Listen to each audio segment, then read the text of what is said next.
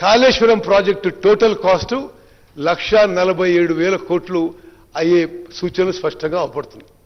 అంటే 38,000 కోట్లతో అయిపోయే ప్రాణహిత చేవెళ్ల ప్రాజెక్ట్ని అకారణంగా without any rational logical reason the then government, the then chief minister changed the decision and went in for the costly and non-viable Kaleshwaram project, which is now likely to cost the state 1,47,000 crores.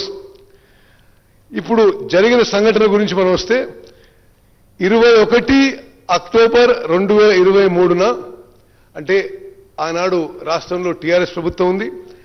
6 piers of Block 7 of Medigadda barrage collapsed. The concerned assistant engineer filed an FIR in Mahadevpur police station on 22nd October.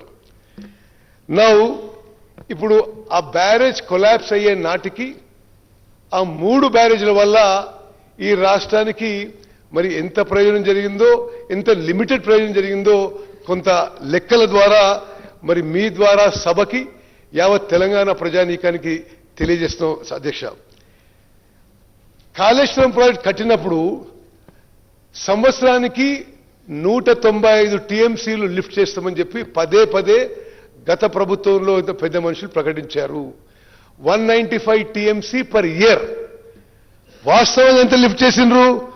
Project inauguration 2019 నుంచి project collapse అయ్యే 21 October 2023 వరకు total 5 ఏళ్లలో సంవత్సరానికి 195 టీఎంసీలు lift చేస్తామన్న ప్రాజెక్టులో 5 ఏళ్లు కలిపి టోటల్ లిఫ్ట్ చేసింది 162 టీఎంసీలు.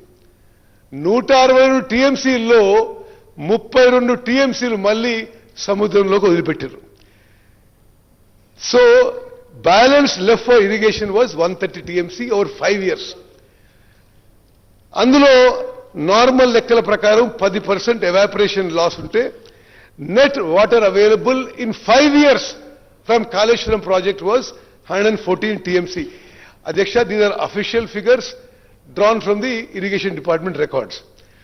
ఇందులో మళ్ళీ 13 టీఎంసీలు కొండపోచమ్మ సాగరు, మల్లన్న సాగరు, రంగనాయక సాగర్లో స్టోరేజ్గా ఉన్నాయి.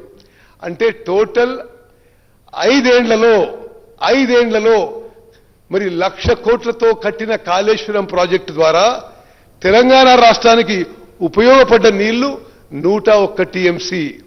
అంటే సంవత్సరానికి 20.23 టీఎంసీ. అధ్యక్ష, 38,000 కోట్లతో పూర్తయ్యే ప్రాణహిత చేవెళ్ల ప్రాజెక్ట్ పక్కన పెట్టి 1,47,000 కోట్లతో కాళేశ్వరం ప్రాజెక్టు మొదలుపెట్టి 1,00,000 కోట్లు ఖర్చు పెట్టిన తర్వాత 5 ఏళ్ల ప్రాజెక్టులో 195 టీఎంసీలు పర్ ఇయర్, 34 లక్షల ఎకరాలు వస్తాయన్నారు వీళ్ళు. 34 లక్షల ఎకరాలు వస్తాయని చెప్పారు.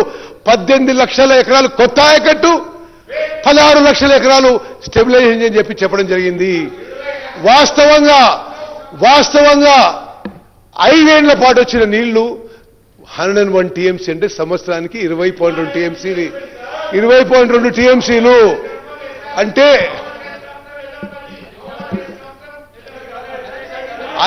అన్ని లెక్కబెట్టి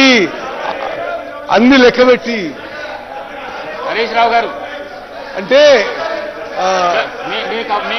మీకు అవకాశం వచ్చినప్పుడు మీరు చెప్పండి. అవకాశం వచ్చినప్పుడు చెప్పండి. స్పీకర్ గారు, అంటే 1,00,000 కోట్లు ఖర్చు పెట్టి ఆ 1,00,000 I'm not yielding speaker sir, I'm not yielding 1,00,000 కోట్లు ఖర్చు పెట్టి సంవత్సరానికి కొత్త ఆయకట్టు, న్యూ ఆయకట్, కొత్త ఆయకట్టు 1,00,000 ఎకరాలు కూడా రాలేదు.